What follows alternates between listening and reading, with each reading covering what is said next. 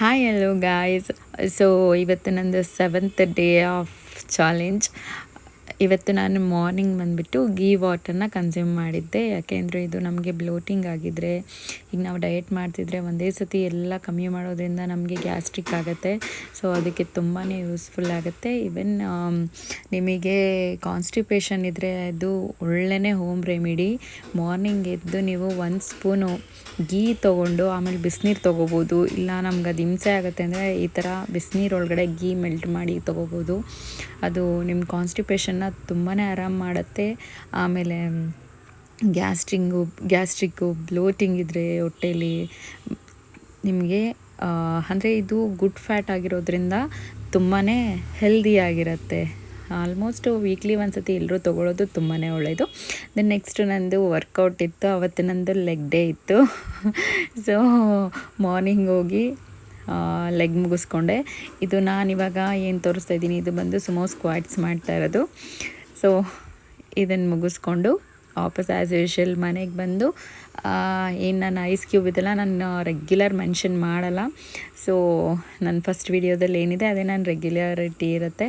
So ಇವನ್ನು ನಾನು ಕಾಲೇಜಿಗೆ ಹೋಗೋದ್ರಿಂದ ಮೀನ್ಸ್ ಏನು ನಾನು ಲಾ ಮಾಡ್ತಾಯಿದ್ದೀನಲ್ಲ, ಸೊ ಅಲ್ಲಿಗೆ ನಾನು ಮಾರ್ನಿಂಗು ನಾನು ಬ್ರೇಕ್ಫಾಸ್ಟಾಗಿ ಓಟ್ಸ್ ಮತ್ತು ಏನು ಕುಕುಂಬರ್ ತೊಗೊಂಡಿದ್ದೆ. ಅದು ನಾನು ಮರ್ತೋದೆ ಫೋಟೋ ತೆಗೆಯೋದು. ಸೊ ಮಧ್ಯಾಹ್ನ ನಾನು ಮನೆಯಲ್ಲಿ ಮಕ್ಕಳಿಗೆ ಅಂತ ಪೊಂಗಲ್ ಮಾಡಿದ್ದೆ. So pongal with carrot.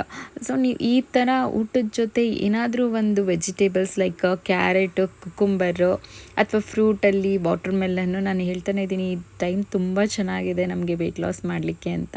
So 2 ಬಾದಾಮಿ ಇಷ್ಟು ನಂದು ಲಂಚ್ ಆಗಿತ್ತು. ಸೊ ಡಿನ್ನರಿಗೆ ಹೋದರೆ ಮತ್ತೆ ನಾನು ಓಟ್ಸ್ನ ಸೋಕ್ ಮಾಡಿಟ್ಟಿದ್ದೆ. ನಾನು ಇಷ್ಟು ಹಿಂಗೆ ಮಾಡ್ತೀನಿ ಅಂತಲ್ಲ, ಸ್ವಲ್ಪ ಏನಾದರೂ ಬೇಕಂದರೆ ಏನಾದರೂ ಮನೇಲಿ ಏನಾದರೂ ಮಿಕ್ಸ್ಚರ್ ಇತ್ತು ಇದಿತ್ತು ಅಂದರೆ ನಾನು ಒಂದೊಂದು ಸ್ಪೂನ್ ತಿಂತೀನಿ.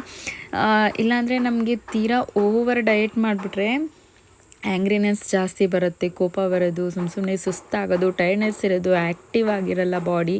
ಸೊ ಹಾಗಾಗಿ ಏನೇ ತಿಂದರೂ ನಮಗೆ ಅದು ಡೈಜೆಸ್ಟ್ ಆದಮೇಲೆ ನಾವು ಊಟ ಮಾಡಿದ್ರೆ ನಮಗೆ ಅದು ಫ್ಯಾಟ್ ಆಗೋಲ್ಲ. ಸೊ ಹಾಗಾಗಿ ಸ್ವಲ್ಪ ಗ್ಯಾಪ್ ಜಾಸ್ತಿ ಕೊಡಬೇಕಾಗತ್ತೆ. ನಾವು ಫ್ಯಾಟು ಮೆಲ್ಟ್ ಆಗಿ ಅದು ಆ್ಯಕ್ಟಿವ್ ಆಗಿ ನಮಗೆ ಕರಗಲಿಕ್ಕೆ ಟೈಮ್ ಕೊಡಬೇಕಾಗತ್ತೆ.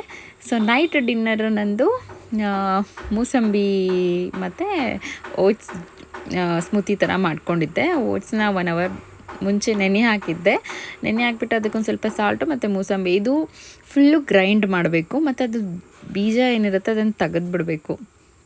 ಆ ಸೀಡ್ಸ್ನ ಫುಲ್ಲು ರಿಮೂವ್ ಮಾಡಿಬಿಟ್ಟು ಹಾಕಬೇಕು, ಇಲ್ಲಾಂದರೆ ಕಹಿ ಬಂದುಬಿಡುತ್ತೆ.